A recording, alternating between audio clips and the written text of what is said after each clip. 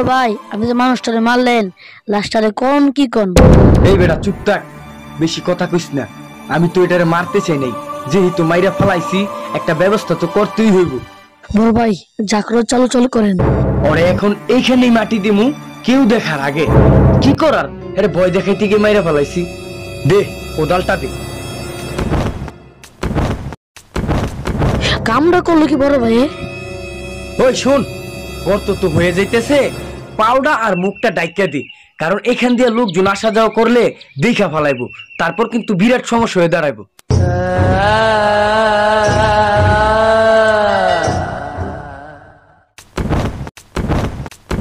চাইলাম ভালোবাসা পাইলাম লাশ, চলো চলো দাফন করি না লেখামো বাস। বড় ভাই চালু করেন, মানুষ দেখে কিন্তু পুরাই বিপদ। কবর পুরা তো শেষ, চালু লাশটা ল, মাটি দিয়ে যাইগে। এই ধর ধর, কোনো কথা কইস না। ওকে বড় ভাই।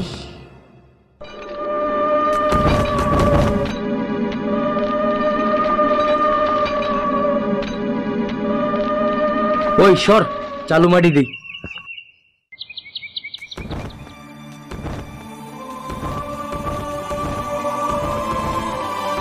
বড় ভাই কামড়া করলো কি, আমার তো অন্তরটা ফাইটে যাইতেছে।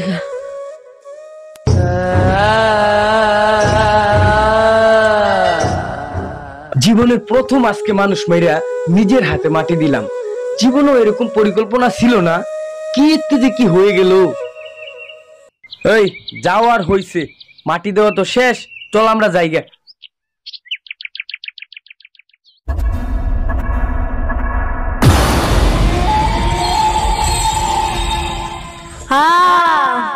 তোরা কি ভাবছস আমারে মাইডা মাটি দিয়া যাইলে গো সব শেষ হয়ে যাবো গা?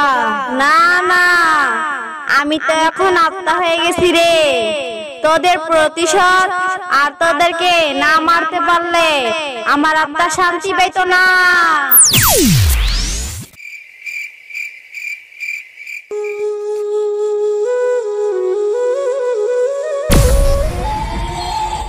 তোর নাম না মাইরা লাইছি, তুই কেমনে আইলি?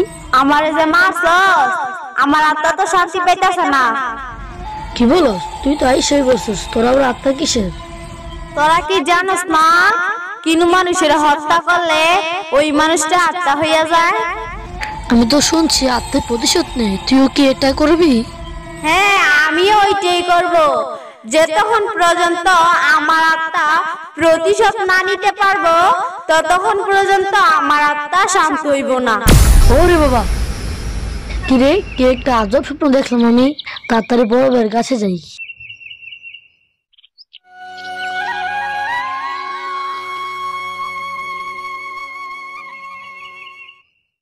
বড় ভাই আমি একটা ভয়ঙ্কর স্বপ্ন দেখছি। তুই কি ভয়ঙ্কর স্বপ্ন দেখছস? তোর চাইতে বেশি ভয়ঙ্কর স্বপ্ন আমি দেখছি বেটা। আপনি আবার কি ভয়ঙ্কর স্বপ্ন দেখলেন? আমরা যাকে মারছিলাম না, ওই দেহি স্বপ্নে সাদা কাপড় ফিন্দা ভয়ঙ্কর একটা রূপ নিয়া আমাদের সামনে হাজির হইতেছে। হাজির হইয়া আমাদেরকে বলতেছে ওর আত্মা নাকি শান্তি পাইতেছে না, আর আমাদেরকে মারতে পারলই ওর আত্মা নাকি শান্তি পাইব। আর ওর চেহারার মধ্যে কি দেখছি জানোস? মনে হয় যে কে জানি খামছায় রক্ত ছুড়ে রাখছিল। আরে একই স্বপ্ন তো আমিও দেখছি। আমিও তো দেখছি। একই স্বপ্ন তোরাও দেখছস? আমার কাছে মনে হইতেছে এই স্বপ্নটা সত্যি হইতে পারে, ওই আমাদের প্রতিশোধ নিতে আত্মা হয়ে আসতে পারে। বড় ভাই আমার কাছে একটা দরবেশের ঠিকানা আছে, ওই পাবে এটা সমাধান করতে। চল আমরা দরবেশের বাড়িতে চলে যাই। চলেন।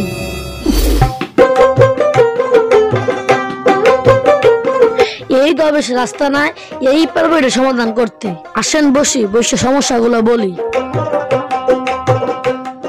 বাবা, ও বাবা, 3টা লোক আইছে দেখেন। কি রে, আমার দেন ভাঙলি কেন? আর তোরা এনো বইলি কেন? নিচে নাম বস। দরবেশের কাছে আসলাম সমস্যা সমাধান করতে, দরবেশ দিয়ে আমাদের ফিডাইলো। আরে নিয়ম তো নিচে বয়া, আমরা তো উঠে বয়ে গেছি গা, তাই বাইরে নামাই দিছে। তোরা বেশি কথা কইস না, তোর আগে মূল সমস্যা কোনটা ওইটা কো। এই তুই কো। আমি না একটা মায়ের পছন্দ করতাম, আমি যে ছিলাম এই মেয়ের সাথে প্রেম করতাম। আমি একদিন ওর বাড়িতে চলে যাই, যাই দেখি ওই ফুল পারতাছে। তারপর আমি তাকে বলি, কি গো তুমি কি আজকে স্কুলে যাইতে না? তোমার জন্য অপেক্ষা করতে করতে তোমার বাড়ি পর্যন্ত চলে আসছি। তোর তো সাহস কম না? তোরে কতবার না করছি আমার পিছে গুড়গুড় করবি না? কি আমার বাড়ি পর্যন্ত চলেইছস? দেখ তোরা আমি মন থেকে পছন্দ করি। তুই মনের থেকে চাইলেও কিন্তু কাজেব না, কারণ তুই মদ খোর, তুই গাঞ্জাখোর, আর আমি গাঞ্জাখোরের সাথে মদখোরের সাথে সম্পর্ক করতে চাই না। তোরা আমি ভালোভাবে বলছিলাম, তুই আমার কথাটা শুনলি না। তুই আমার গাঞ্জা বলছিস, মদ করে বলছস। তোরা আমি 24 ঘন্টার মধ্যে রাজি করে ছাড়বো। যা, তুই পারলে কিন্তু কিছু করিস। আচ্ছা তুই অপেক্ষায় থাক। পুরান পাগলের বাপ নাই, নতুন পাগলের আমদানি। যা দূরে যা মর।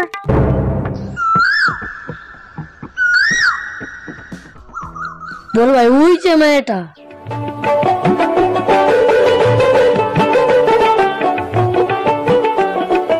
দেখছি, ওর সামনে আয়।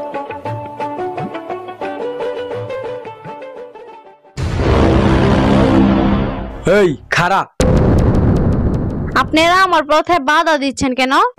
বলতো ছেলেটা কি দেখতে শুনতে খারাপ? তুই ওর সাথে কি আচরণ করেছিস? দেখতে শুনতে তো কিন্তু খারাপ না। খারাপ না হইলে ওই যা যা বলছে ওর কথায় রাজি হইলি না কেন? ওর কথায় আমি কোনোদিন রাজি হব না। আমার পথ ছাড়েন, আমি চলে যাই। পথ সারমু মানে? ওই তুই কি আমাকে চিনস? এটা দেখছস, একেবারে খতম কইরা দিমু। তোরা আমাকে মেরে ফেললেও রাজি করাতে পারবি না। বুঝতে পারছি, সোজা আঙ্গুলে ঘি উঠবো না, তার জন্য আমাকে আঙ্গুলটা বাঁকাই করতে হইব।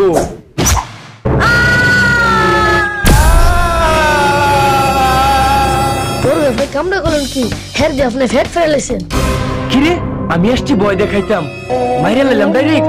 আয় হায় রে, হে কামড়া করলো কি? হ্যাঁ, তারপর সে সটপট করতে করতে ওইখানেই মারা যায়। তারপর একটা সাদা কাপড় দিয়ে আমরা ওর দেহটাকে পেঁচাই। পেঁচানোর পরে ওর সাদা কাপড়ে অনেকগুলো রক্ত লাগছিল। তারপর আমরা তার লাশটাকে নিয়ে একটা গভীর জঙ্গলে চলে যাই। তারপর আমরা সবাই মিলে তার লাশটা ওই জঙ্গলে দাফন করে আসি। তোদের ঘটনা আমি পুরোটা জেনেছি, তবে সমস্যা খুব জটিল। আমি চেষ্টা করে দেখছি ওকে হাজির করতে পারি কিনা। ছুডু খাডু সমস্যা হইলে দেই না কোনো পাত্তা। আমার সামনে হাজির হইয়া যা ওর প্রেমিকার আত্মা। দরবেশ, তুই আমার কি জন্য রাখছস বল? তোরে আনছিলাম তুই নাকি ওদের প্রতিশোধ নিবি। হ্যাঁ, তাদের প্রতিশোধ আমি নেবই। আর এটা নিয়ে তুই বেশি বাড়াবাড়ি করিস না। আমি তোর কোনো ক্ষতি করছি না, তুইও আমার কোনো ক্ষতি করবি না। আর যদি ক্ষতি করতে চাস তাইলে তোর অবস্থা বেশি ভালো হইব না। না রে, এটা আমার দ্বারা সম্ভব না। এইটা নিয়ে আমি বাড়াবাড়ি করব না। এটা নিয়ে বাড়াবাড়ি করলে আমি মরতে পারি। এই জন্য তোরার চিন্তা তোরা কর। না আপনি একটা কিছু করতে হইব। সর এখান থেকে, তোরা আমারে মারবে নাই। কবিরাজও বললো আমাদের নাকি বাঁচাতে পারবো না। আমার মতো ভুল যেন দুনিয়াতে কেউ না করে। মাজাটাও ধরে আনছে, একটু বসে জিরাই।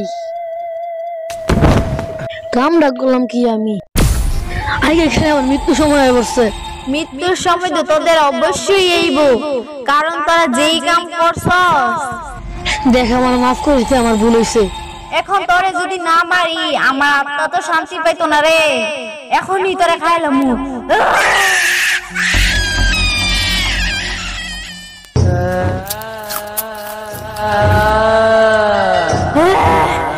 একটারে শেষ করলাম, আর কিছু প্রতিশোধ বাকি আছে। যদি মারতে পারি আমার আত্মা শান্তি পাইব।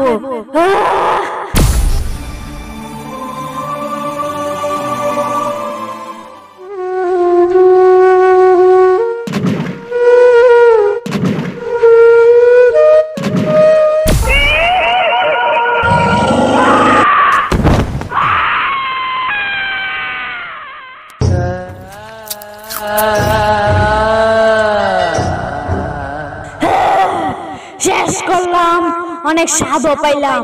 আমার দুইটা প্রতিশোধ শেষ। আরেকটা বাকি আছে, আমি খোঁজ করি ওই কোথায় আছে।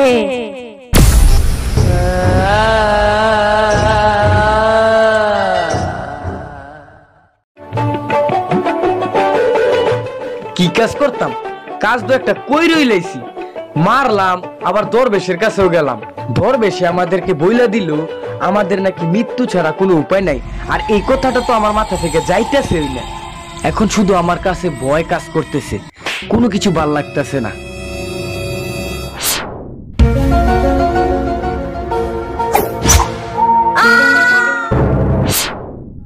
বুঝতাছি না আমি কি কোনো বড় দরবেশের কাছে যাই দেখমু, কিছুই তো ভাল লাগতেছে না। ওরে বাবা, তুই বড় দরবেশের কাছে যা লাগতো না, আমি তোর বড় দরবেশ। দেখ তুই আমারে এবারের মতো মাফ করে দে, আমি আর কোনোদিন এই ভুল করবো না। তোরা যদি মাফ করি তাইলে আমার আত্মারা শান্তি দিব কাটাই রে, তোরা দিবি।